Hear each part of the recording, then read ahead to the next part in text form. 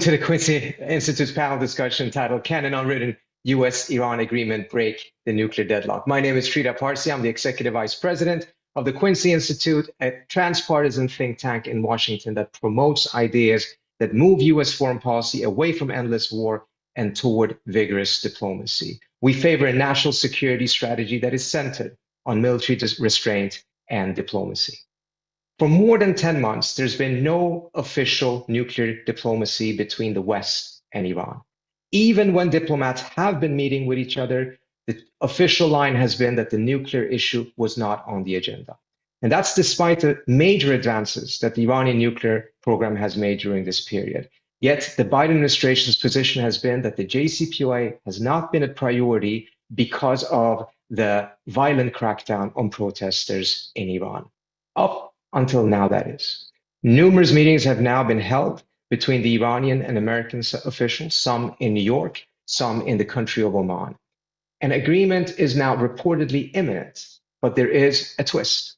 It is not a formal agreement, but rather an unwritten, informal understanding. And it doesn't renew the JCPOA, but rather solely focuses on reducing the escalatory cycle between the United States and Iran.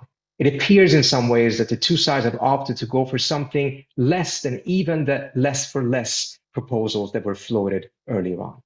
What has prompted Washington and Tehran to make this decision at this point? If a written agreement and embodied in a UN Security Council resolution still could not hold because the US exited the agreement under Trump, what can an unwritten understanding achieve in the long run? Can it pave the way for a broader resolution of the nuclear issue? Or are the two sides simply trying to buy themselves some time?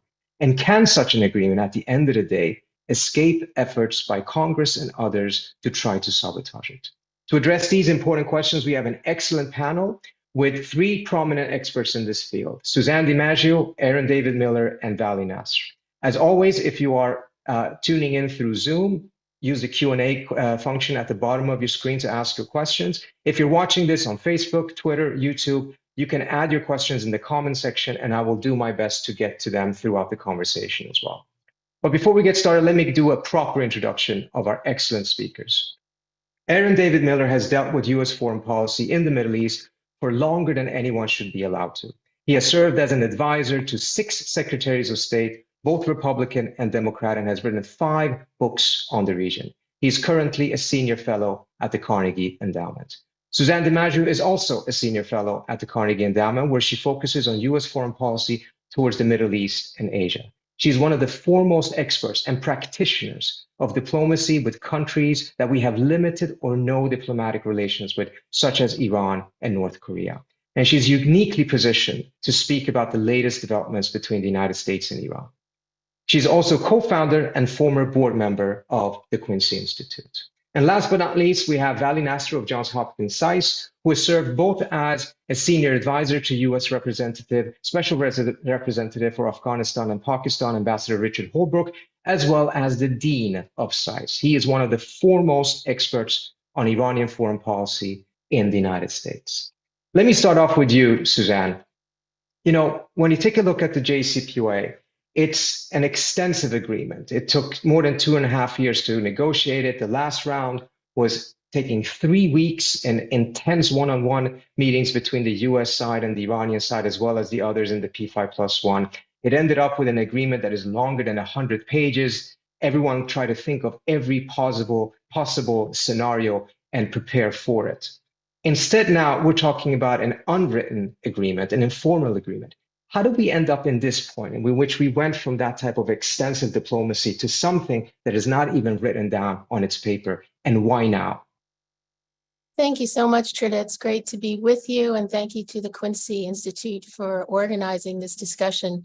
As you mentioned, negotiations on restoring the JCPOA have been in stalemate for a very long time. It was going nowhere, so it's time to try a different approach. Now this new understanding on engagement and reaching small agreements to manage hostilities seems to be the way to go. And the goal is to eventually clear a pathway to sustained diplomacy. So both the US and Iran appear to have come to the conclusion simultaneously, at least for now, that it's in their interests to stabilize relations. The Biden administration is placing a priority on avoiding a nuclear crisis with Iran, as well as averting a conflict in the region involving Iran as President Biden's re-election campaign prepares to enter full swing mode. So the focus for the U.S. is on three key objectives: freezing progress on Tehran's rapidly advancing nuclear program, reducing tensions in the region, and securing the release of Americans who are being unjustly imprisoned in Iran. The talks also have provided the Biden administration with the opportunity to convey that the administration does not seek a crisis with Iran, also that the JCPOA negotiating track is not dead. They've also communicated specific red lines to Iran and likely the scope of the consequences if these red lines are crossed, all important communications. So why now? I think for the US, there's been growing concern that the ongoing series of tit-for-tat escalatory moves in the region are just becoming too difficult to manage. Notably in March, the first US citizen who was a contractor in Syria was killed by a drone strike launched by Iranian-backed militia. This was the first such casualty in the region since the Biden administration entered office. Also, more than 24 American civilian and military personnel were wounded in the attack. The US responded with an airstrike on an Iranian facility in Syria, and that killed a number of Syrian proxy fighters. The talks in Oman reportedly ramped up after these incidents, and it's been evident for a while that US responses have been insufficient to deter Iran. So the episode in March demonstrated how things could go off the rails, how a full-blown conflict could be ignited. It also has been clear for some time that a comprehensive nuclear agreement like the JCPOA isn't within reach anytime soon. So short of that, what can be done in the immediate term to address Iran's rapidly advancing nuclear program?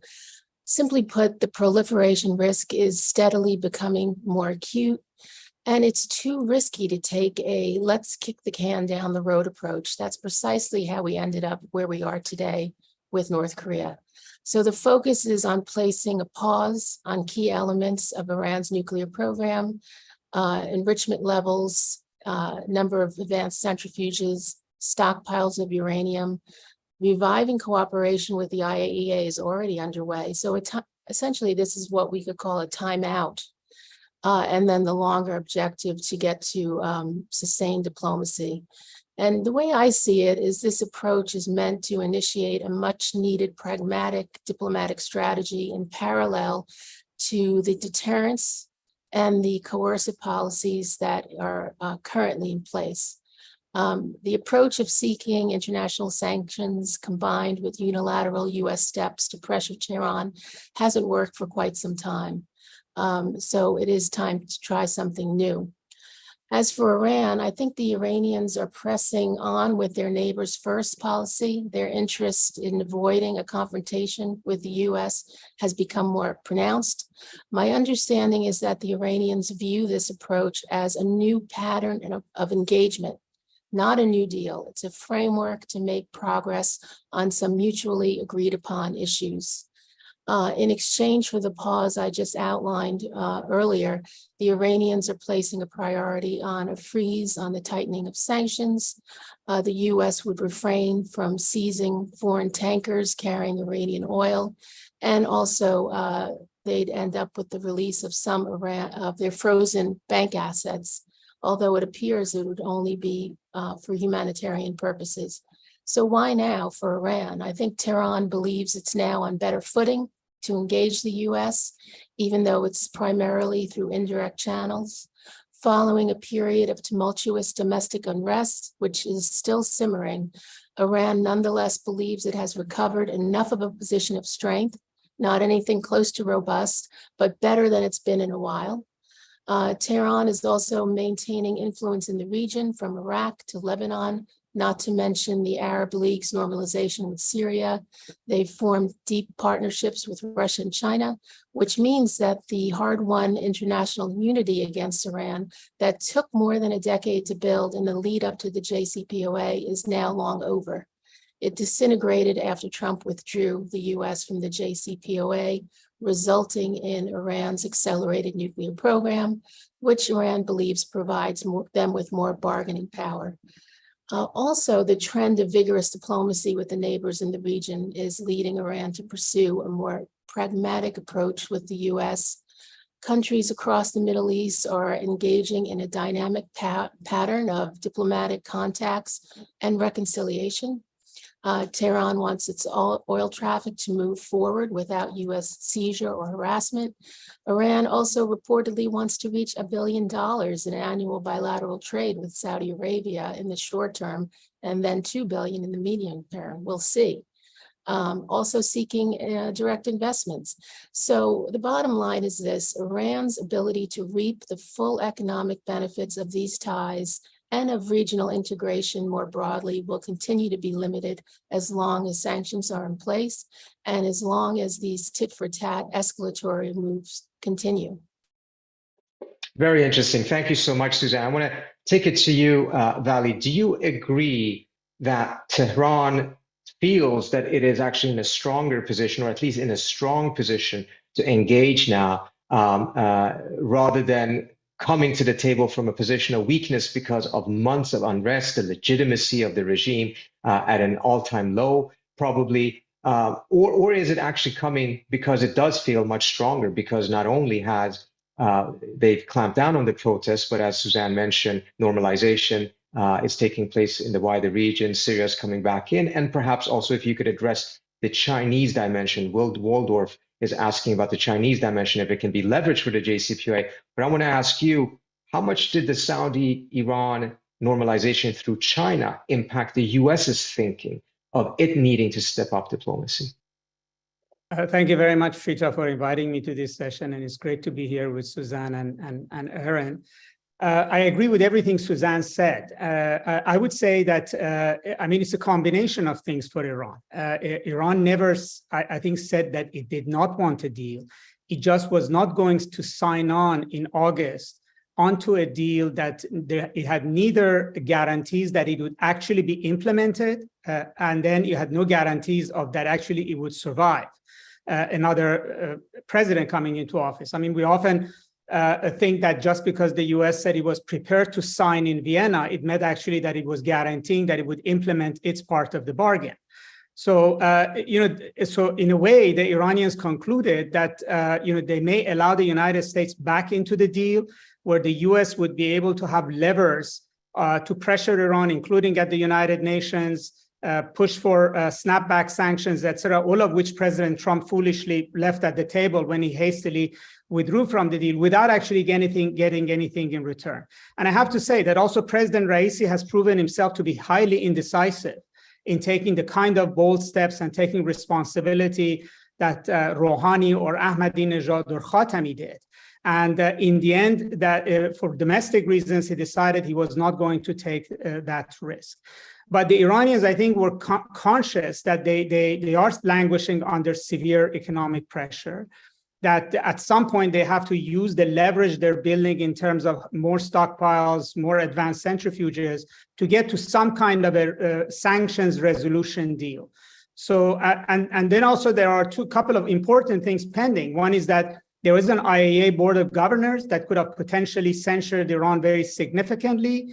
And Iran had threatened that that could trigger a severe Iranian reaction. And then we have the date of October at the United Nations at the Security Council pending, when Iran has threatened that if snapback comes into play in October, that it would actually withdraw from JCPOA and withdraw from NPT. Now, that might be empty threat, but the Iranians don't want their bluff to be called. So they are obviously interested in basically finding a way to de-escalate. And I think we have a moment in the Middle East very significantly that the United States wants to de-escalate. This president has no stomach to either lift sanctions on Iran or to go over to war with Iran. I mean, we were very close to a prisoner deal that the Qataris negotiated. The Iranians, the Qataris, everybody said that all the dots, all the I's had been dotted and all the T's had been crossed. And yet, we didn't see any movement in Washington because it would have involved giving Iran money, and that has political cost in the US. And the closer we get to the elections, I think the more the president is reticent to be seen giving something to Iran, going into a deal that would require congressional sanction. On the other hand, the United States cannot afford an escalation, as Suzanne said, with Iran. We're busy with Ukraine. We don't know how this counteroffensive is going to go. We are in a difficult situation with China. The last thing the United States needs is some kind of a military confrontation in the region. So the United States wants some kind of a status quo maintenance until 2025. Iran will benefit from that as well. And therefore, we have a really good moment. And I think the Saudi-Iran deal came in the middle of this. It's important to say that even though the optics were embarrassing for the United States and all the political class in Washington criticized the United States for leaving the Middle East to China, but the reality is that the United States benefited greatly from this de-escalation between Saudi Arabia and then UAE and Kuwait with Iran, because it plays into the policy that the United States wants to follow, that there will not be an attack on Saudi oil facilities in the next 2 years, and perhaps not at all if these deals that Suzanne mentioned go through, and that the price of oil will not be jacked up as a consequence of Iranian action against Saudi, UAE, etc. oil tankers. And the deal suggested that the Iranians are also willing to basically follow a very different kind of diplomacy. And I think, also it's important to note that Iran and Saudi Arabia came very close to blows over the Saudi support for the Iranian exile television in London, Iran International. And it took some degree of US, showing its fangs, as well as regional diplomacy by different countries to de-escalate. And I think both Iran and Saudi decided that if they can find a path to coexist and improve relations is better for them. And it's important to know that the Chinese didn't just do this as a one-off. Better relations between Saudi Arabia and Iran, not having a war in the Middle East, is also in China's broader strategic interest and even potentially to Russia's interest. Russia needs Iran, needs trade through Iran. It does not need escalation of sanctions with Iran. And therefore, everything I think is coming together to give Iranians a certain degree of confidence. And yes, the protests are over. And particularly in Europe, there was a greater deal of European diplomatic pressure on Iran as a consequence of these protests. And therefore, the fact that that's no longer an issue has given Iran much more confidence. So you have to note that Iranians have been releasing a series of European prisoners already, Belgians, Germans, etc., Austrians that have been sent home, meaning that, as Suzanne said, they're following a very different policy. And finally, I would say two things to note. One is that these talks in Oman are important in the sense that it's directly between the White House and the Supreme Leader's office.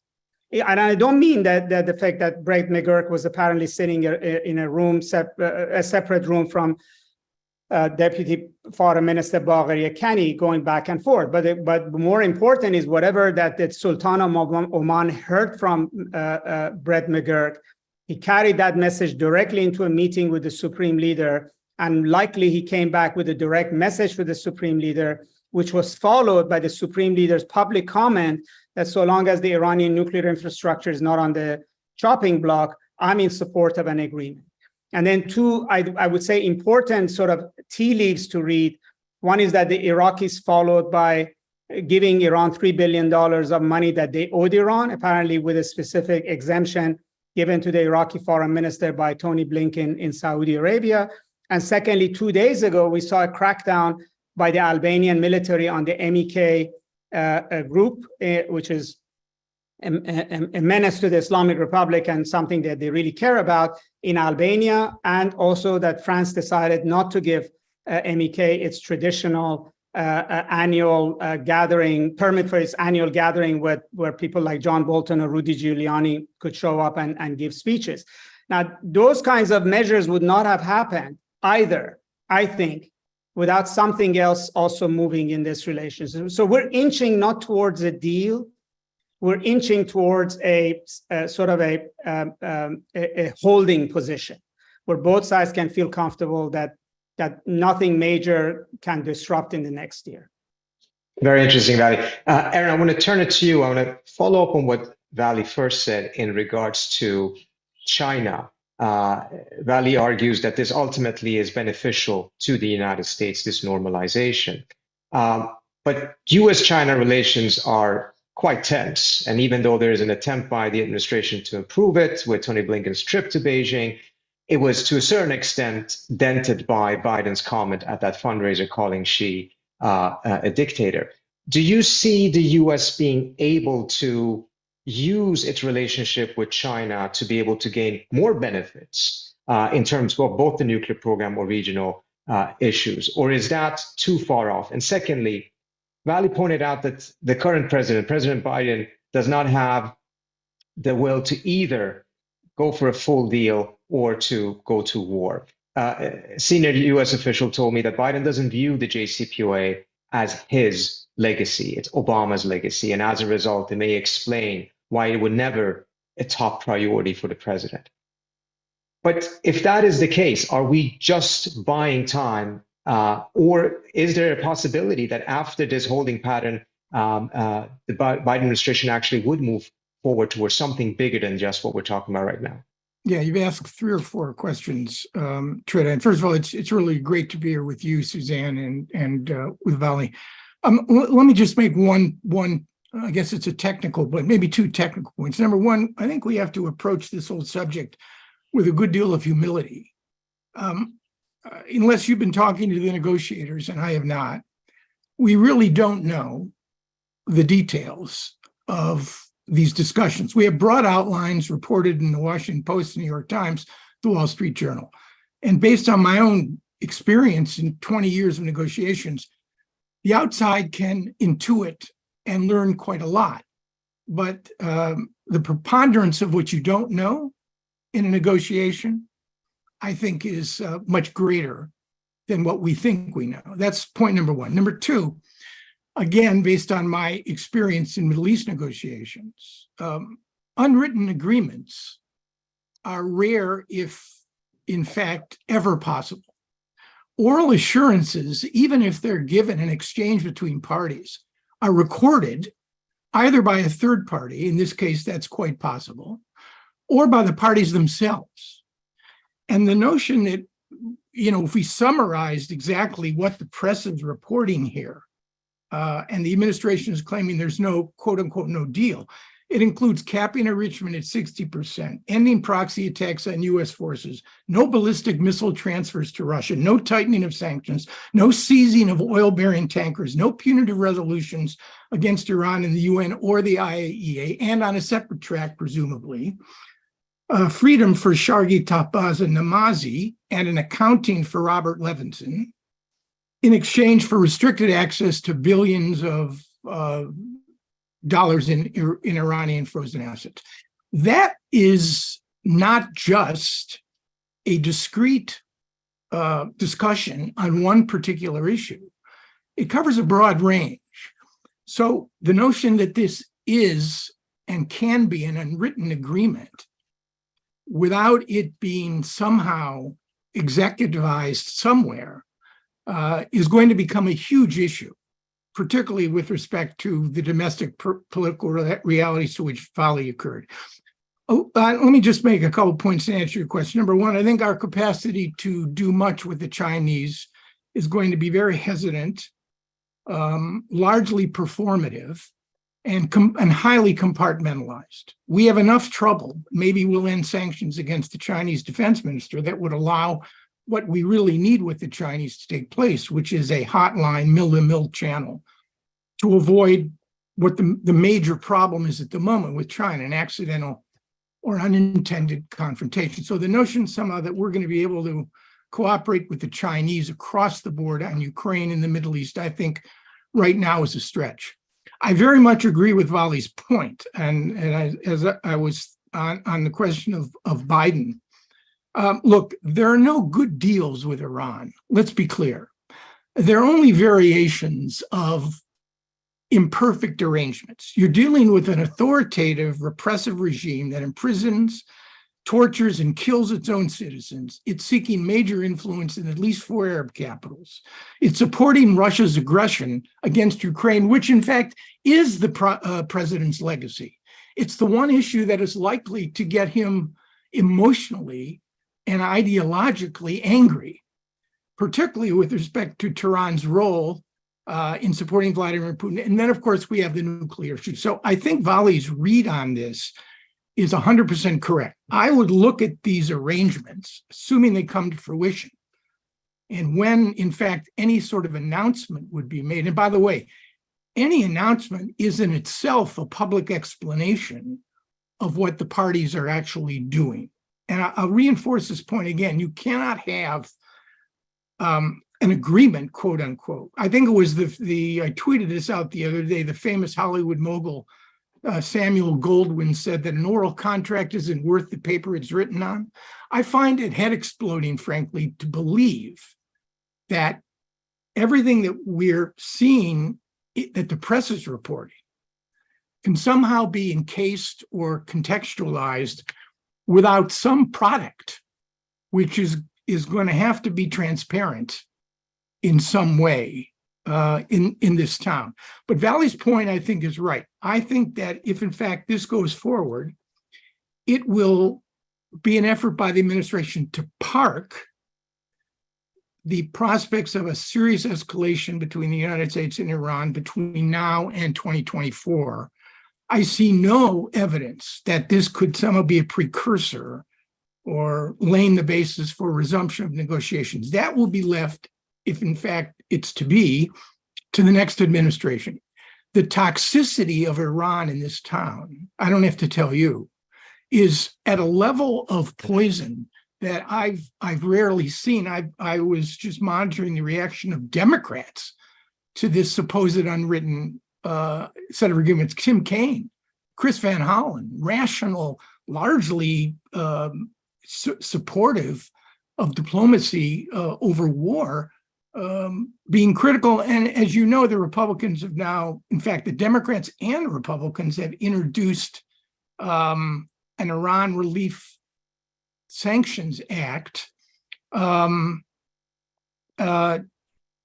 sponsored by Menendez, Lindsey Graham, and I forgot who the third sponsor is. So I think that's absolutely right, that in fact, this is an effort to de-escalate, to create red lines, and basically it's part of a broader piece of a regional trend toward a de-escalation. One final point. It's evident to everybody, I think, on this panel. We have a strategic problem with the Islamic Republic, but we do not have a strategic solution. All of the efforts that we've seen, the JCPOA, minus, plus, and the latest effort at creating these understandings are transactional rather than transformational. They are temporary, not determinative. They are compartmentalized, usually dealing with one aspect of the challenge, the nuclear issue, rather than comprehensive. And finally, all of them are constrained fundamentally by American and Iranian domestic politics. So I think it would seem to me, finally, whether you're for or against these arrangements, whether you see them as Satan's finger on earth, which I think you're going to be hearing more of in effect, if they are in fact agreed to, or whether you are a defender of the agreement because you think it's simply inexorable or inevitable that we would prefer to stabilize the situation rather than risk war. The reality is this will turn on one basic calculation. Since 2018, we've been in a no deal, no crisis situation. That's 5 years. And it depends, how much money you want to lay down, that for the next 18 months, you can continue to be in a no crisis, no deal situation, or alternatively, whether it's better to impose certain restraints on the issues that might trigger or serve as a catalyst for a regional explosion that could easily cause markets to fall and oil prices to rise. So Aaron, Your argument essentially is that an unwritten agreement is an illusion. Does that mean, however, that you argue that whatever the administration does on this, it will not be able to escape congressional review, which it appears to be a calculation that the administration has? Precisely as you point out, they don't want to pay the political cost for this. An unwritten agreement potentially could enable them to avoid that. Are you saying that that is unavoidable, that they're going to have to deal with Congress? Right. I just don't understand, as someone who's been around in and around a negotiation for a long time, now admittedly not on this issue, but the political laws of gravity that govern negotiations, particularly between parties who fundamentally are suspicious, adversarial, and hostile to one another, would seem, forget the external actors like Congress and the Israelis, we haven't talked about them at all. How does this work? Without prejudging, I would simply ask the question, how does it actually work? You enter, and the negotiation over the return of 3 American dual nationals, that's an imperative to get them released. That actually is a negotiation. Swiss presumably are involved in this, and that's somehow sidelined on a separate track, although it is part of the political environment that will inform the overall set of understandings. And maybe I'm a hostage or a prisoner of too conventional approach to a negotiation. But what I described as being in the press, I mean, in other words, how is it announced? How is it sequenced? How is it monitored? How are these so let's take that to Suzanne. implemented? Those are great questions, Aaron. And I definitely want to get back on the Israel angle as well. There's several questions about that from Max Segal, Rex Homlin, and others. But Suzanne, how would this work in practice? I mean, Aaron is raising some very important questions here. Well, first, let me address the NR point. I think this isn't an open question. Does an informal agreement, whatever that is, as Aaron points out, eliminate the necessity of transmitting it to NARA? Is it not within the terms of NARA? I'm not sure. I don't know the answer to that. Of course, the Biden administration wants to avoid any political costs as it faces a re-election campaign, and Iran is toxic in Washington. But even so, an informal approach is a way to test the waters without too much political risk. I think that's why the Biden administration is going for it now. So that being said, maintaining an unwritten agreement, whatever it is, will be difficult given the trust deficit between Iran and the U.S., and it's certainly going to be impossible to sustain without direct official engagement between the U.S. and Iran. That has to happen soon in order to make this a reality. And then maybe later we'll talk about the spoilers. They will do their best to undercut anything along the way. But getting to your question, Trita, how this informal understanding could unfold. I think one possible way forward is we'll see a process of de-escalation in the coming weeks and months. Likely it would start with the release of the American detainees. And I think that would involve an even exchange of prisoners, plus the limited release of $7 billion in Iranian funds being held in South Korea. This is Iran's money. It's oil that they sold to the South Koreans, and it's sitting, I think, in 2 banks in Seoul. And when I said limited release, I think my understanding is a mechanism has been agreed upon that would, the Iranians would need to only spend this money on humanitarian items, things that are not sanctioned, things like their UN dues and so forth. So if that's true, that is positive development. I think next would come a reduction in tensions in the region. Will we see Iran's proxy attacks diminishing, US forces in Syria and Iraq? Will we see some freezing on the progress of Tehran's nuclear program, as we described earlier? This would open the way, and it'll take time, and it could probably last throughout a year for creating a path toward a broader resolution of the nuclear crisis. That's the US goal. And the revival of the talks is the way to get there. If this formal understanding comes to fruition, keep in mind, it's only meant to freeze Iran's nuclear program.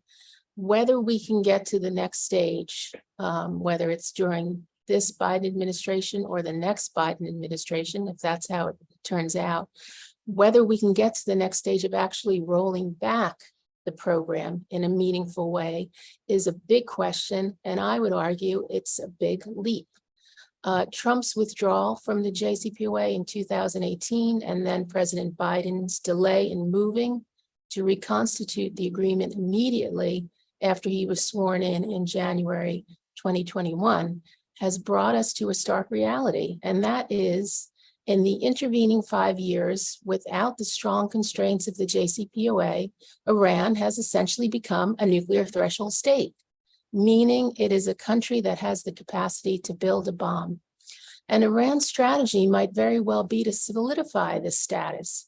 It might be unwilling to take the kind of dramatic steps it did with the JCPOA, especially if the expectation is that any deal Iran reaches with the Biden administration would likely be undone when the next Republican administration comes into power.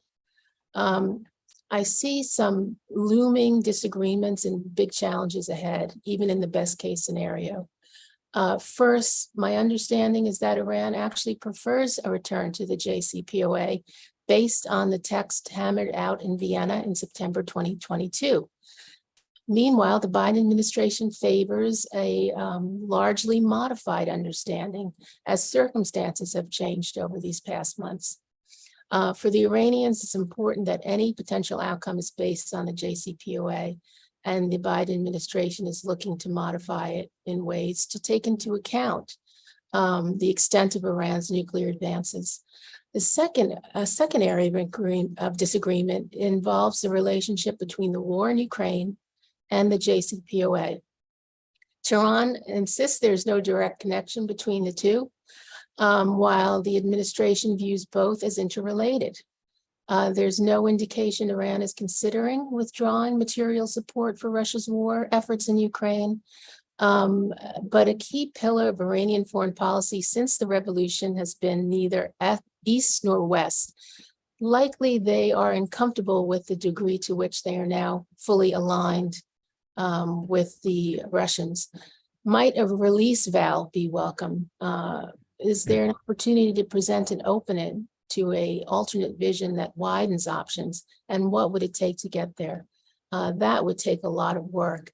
And then finally, let me point out one other challenge ahead, and that is the disagreement. There is a vast disagreement on how to address Iran's missile activities. And I don't see that being resolved anytime soon. So even in the best case scenario, if we get to the prisoner exchange, a cool down of tensions, there is not clear sailing ahead by any means. But does that mean we shouldn't try it? Absolutely not. I think we have to set the stage for perhaps a longer negotiation, a more in-depth negotiation that could happen in a second Biden administration. The way I look at what's happening now is potentially it's an attempt to set the table for the next administration and how it approaches Iran. And that's in the best case scenario that you have these significant warning signs. You mentioned the spoilers, so did Aaron. Several people in the chat have asked about Israel's role. Someone said that the Israelis, or at least the Netanyahu government, opposes the original JCPOA. They oppose a bigger JCPOA. They oppose a smaller JCPOA. They oppose no JCPOA. Is there anything that they won't oppose, Aaron and Vali? And is there any way that they could perhaps this time around refrain from trying to sabotage this agreement, given the domestic challenges that Netanyahu has? Aaron, do you want to go first? Sure. I mean, I think you put your finger on it. Tip O'Neill said it, and he was 100% right, whether it's Vladimir Putin or the supreme leader or Joe Biden. And that's all politics are local. Mr. Netanyahu is confronting probably the biggest political crisis of his career, under indictment now 3 years in a Jerusalem district court with a 64-seat majority. He's on probation with Washington. There'll be no visit here, none, zero, unless the administration is persuaded that the prime minister has essentially deep frozen permanently the so-called judicial reform. At the same time, he's feeding his fundamentalist and radical ministers, paying them an annexationist coin, as you've seen the steps that the Israelis are taking on the West Bank. I think with respect to this, I think the prime minister's reaction to this, I saw reported in the press, to these understandings was a mini deal. Maybe the Iranians referred to it as a political ceasefire. I think for 4 reasons. Unless there's stuff in here that goes well beyond what we've discussed. Number one, Netanyahu cannot afford to alienate Biden further, number one. Number two, I think he's persuaded himself, and the Israelis are being briefed on this, that he cannot stop it.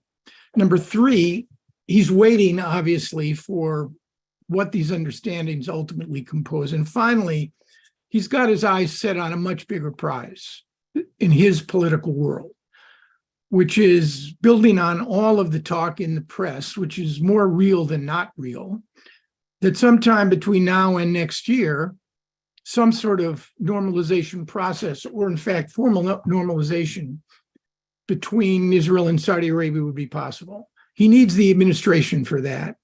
He cannot be perceived as fighting with Republicans, as he did in 2015 to undermine the administration's approach. So I suspect, unless there's some dramatic development, that he'll be performative publicly, but essentially performative hardline publicly, but essentially will acquiesce in what the administration is doing.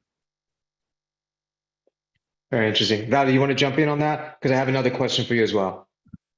Well, go ahead and ask your question, and I'll wrap this, because I'm obviously Aaron knows Israel far better than I. Okay, so you and Ali Vaz wrote a very interesting piece for Foreign Affairs in which you talked about that as partly because of the political constraints in the West, that an agreement between Iran and regional powers could potentially become, if not a substitute, but something that could help move the JCPOA along.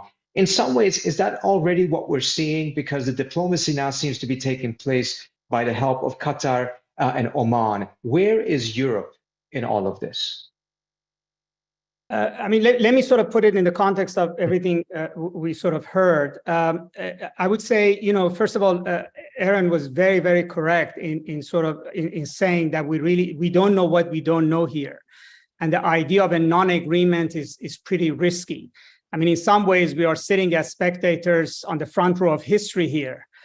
We don't know how it's going to end, but this is what we are observing. I would say, to your point, Aaron, what it takes for Iranians, they have put in their own press the figure of 20 billion, that, this deal will bring 20 billion to Iran, which is in a way publicly telling Americans what they expect. This includes also money they have in India, in Turkmenistan, everywhere. But we know at least 10 billion is in play, which is 3 billion that is gone from Iraqis and the 7 billion that Suzanne mentioned. I would say, the deal has 2 parts, which is there's an above the water part, which is the prisoner deal. That has to be declared, because the prisoners are going to arrive in the US, and you cannot sort of ignore how that happened. It's the rest of it that is really tricky. It's all of this sort of gentleman's agreement, quote unquote, that we won't kill Americans in Syria and Iraq if you don't, halt tankers. We will stay at 60% if you don't push the resolution 2231 at the United Nations. So this is all sort of is where to look at. And I would say, actually, at this stage, probably the biggest spoiler is Biden himself. I mean, my read of it, and I may be completely wrong here, is that he's not sold on this. I mean, I might even think that this is really the White House really pushing for an agenda, hoping that he will bite onto it. But we're not seeing anywhere near how forward-leaning the Israelis have been in those interviews with New York Times, or how forward-leaning the supreme leader and Iranian officials have been. We haven't seen it from the White House. In fact, there's a kind of a silence and denial that there's anything afoot. And to me, it sounds like we've seen this with Biden before. When he became president, he decided he wasn't going to make any gestures to Iran. When there was a deal, the Qataris negotiated over the prisoners. The White House in the end didn't bite. And now, it really requires of him to be willing to stand up before a podium and defend this, to announce it as this is something he's backing. It will come down to him to manage the Israelis. I mean, the Iranian expectation in this is that Biden will deliver the Europeans at the United Nations if it comes to resolution, and he will deliver the Israelis. It's not Iranians' job per se to persuade Bibi Netanyahu. And all of that really requires political capital and will on the part of the president. We haven't seen any preparation in Congress, any preparation in the press for an expectation of something that might come. So that's also to add it to Aaron's list of reasons why we should be cautious about this. Secondly, we have to also admit that the administration has pretty much checkmated itself on this issue, partly obviously thanks to Trump coming out of the deal. The reality is that I think they started way too late on the Vienna process. They didn't take advantage of when you had a moderate government in Iran. They ended up dealing with the very people who didn't want the deal, were inexperienced in negotiations, were not as part of the JCPOA team, and that for domestic reasons, as I mentioned, were neither strong enough nor really willing to take responsibility for signing something with the United States. Now, we're too close to the elections in the US to sort of countenance going back to JCPOA. And I have to say that I'm pessimistic about the future of JCPOA, because I think it is now a sort of a bridge too far for both sides. It requires too much. Yes, the Iranians don't want it to die, because it does provide them with certain protections at the United Nations, et cetera, in its current format. But at the same time, I don't think they are willing to sign up to allow the United States come back to a deal where fundamentally there is no guarantee of implementation of anything that the West agrees to. There's no pressure on Europe and the US to actually lift sanctions. And even under Obama, Iran only got a minor part of what it expected. And secondly, there is no guarantee that the next American president would not leave it. Whereas once the US is back and is compliance for compliance, Iran has to dismantle everything that it's done. Everything that Iran does is expensive to sort of snap back. Everything the US does, it can do it pretty much overnight. And I don't see the United States agreeing to what Iran really wants as part of the deal. Plus the fact that Iranians have found a way to live way beyond 20% within JCPOA. And as Suzanne said, so why would they go back to 5%, right? When they are still in JCPOA and they're at 84%, 87%, 60%. In other words, already the JCPOA has shown itself to be way too elastic for the international community to sort of feel comfortable, or Israelis feel comfortable. And we have all of these issues about sunsets, et cetera, that are happening. So what it really requires is a completely new deal. And I don't think we're there. So, not until there's a new administration or there's will in Iran to really sit at the table and say. But this agreement. You asked about Europe. The other part of this is that Europe is out.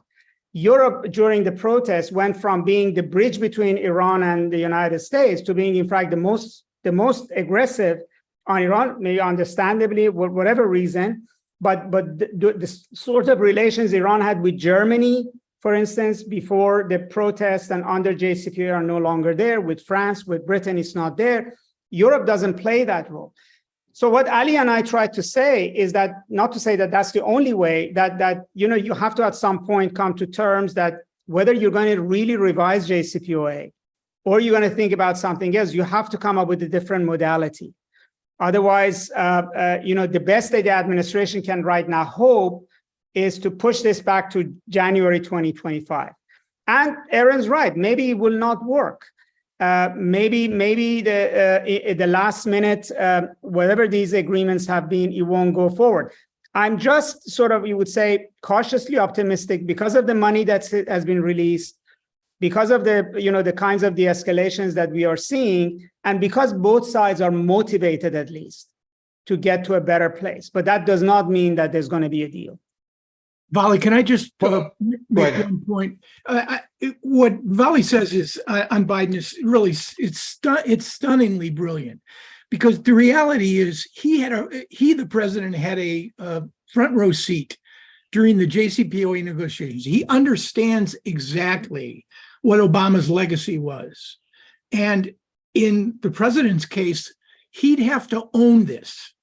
He'll have to own it if the hostages are released, but it's like an iceberg. The quarter of the iceberg sits above the waterline. That's the hostage release. The real question is he prepared to own, defend what lies below the waterline? And that, I think, is extremely tricky. And the fact that we've seen no indication from the White House, no forward leaning, no prep, suggests to me that, like most Middle East negotiations, they have two speeds, slow and slower. I'm not against these understandings moving forward. I'm just questioning whether or not the way they're being contemplated politically is sustainable to the extent that the president can embrace them, and whether he is ready to weather the storm that is coming, with or without Inara, Mm-hmm. And weathering the political storm, minimizing the political capital spent and the cost has been the premium characteristic of how this administration has pursued this issue from the very beginning.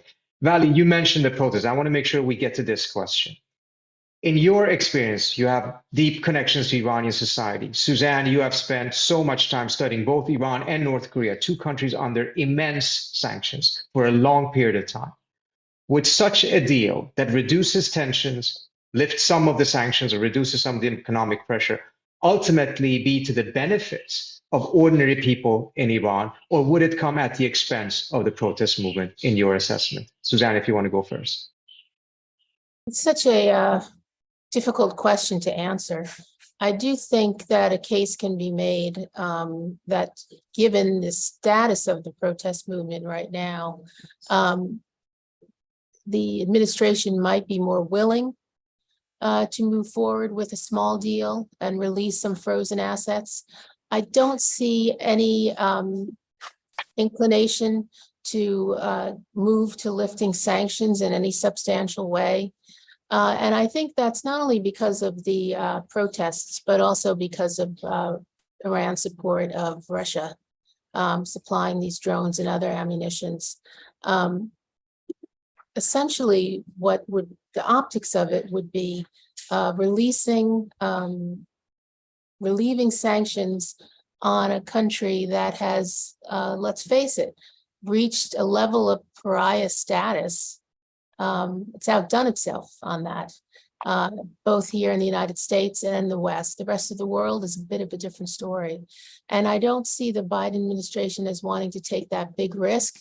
That's why I'm slightly more optimistic that they see this new framework, this new understanding of engagement, as a way to just cool the temperature, make sure something crazy doesn't happen in the region while Biden is campaigning to be reelected, make sure the Iranians don't go to 90%, which would create a crisis. And if Iran did that, of course, snapback would be initiated. The file would go back to the UN Security Council. And what would the Iranians do? Not only would they leave the JCPOA, but they would withdraw from the NPT. And that would be a crisis of huge proportions. So I do think the administration and President Biden himself may be interested just in that piece alone, the cooling of the temperature, to make sure this period through till the administration is reelected, hopefully they feel that way, to get us by. But it's not going to solve the problem. It's not going to solve the problem. And I think the President Biden himself does face a problem. You know, Iran's unconstrained nuclear program presents a deepening problem as he goes on the campaign trail. And I know foreign policy is never a key issue in presidential politics, but during times of war, it does tend to get a little more attention than usual. And the fact is Iran's nuclear program is far more advanced today than when Biden was sworn into office in January 2021. Yes, Trump is responsible for the strategic blunder of withdrawing us from that agreement that was working. But it will be difficult to continue to place the blame on Trump when Iran has achieved nuclear threshold status under President Biden's watch. So left unchecked, I think it's a key vulnerability in its foreign policy platform. And again, I know foreign policy gets short shrift, but I think it's still something to consider. Thank you. Vali, what do you think the impact of this will be on ordinary people in Iran if some degree of tension is reduced and sanctions relieved? Look, sanctions don't change Iran's policy. Sanctions only punish people. It makes us feel good like we're doing something, but in reality, it neither has reduced Iran's missile program, nuclear program, drones program, involvements in the region. And I have to say, a country that is poor is not a great candidate for uprising or democracy. We saw this movie play out in Iraq. So since under maximum pressure, the back of the Iranian people has been crushed. 20% of Iran's middle class has fallen below poverty line. Civil society is disappearing. Tons of people are leaving the country. Statistics suggest that upwards of 80% of Iranians now need government handout in order to live, basically, to make ends meet. That does not make for a vibrant society that is capable of holding protests, going into the streets. So yes, the situation in Iran is miserable. And also the argument that the money that you give Iran immediately goes to Hezbollah is largely, I think, hiding behind the fact that we want to. There are groups in the United States who want to protect sanctions, even though they have been counterproductive. As Suzanne said, Iran is more dangerous, more vicious, more right wing. You can just keep adding adjectives to how bad things have become compared to before maximum pressure sanctions started. And ultimately, I don't see, the sanctions being actually either, the sanctions in the least, I think, can support, or lifting sanctions can support democracy, because the Iranian middle class needs money in order to sustain its independence from the government. And so that there would be a basis for democracy in the future. Thank you so much. On that note, we do have to close. We are at the 1 hour mark. Thank you so much to you, Suzanne, Aaron, Vali, for your tremendous insights. This is a complex issue. It seems to me that whichever scenario we're looking at, whether there is a possibility for a broader agreement down the road or not, reducing tensions in the short run, making sure that this no deal, no crisis scenario can be sustained for a little bit longer, does lie in the interest of both regional states, Iran, and the United States. So on that note, let me thank all of you who have watched as well. If you haven't already signed up for Quincy's mailing list, please go to www.quincyinst.org and sign up so that you can receive notifications and invitations for our future webinars. The next one will be on June 29th. It is titled Russia, China, and the West in the Post-Cold War Era, The Limits of Liberal Universalism. I hope to see you then. Thank you all so much.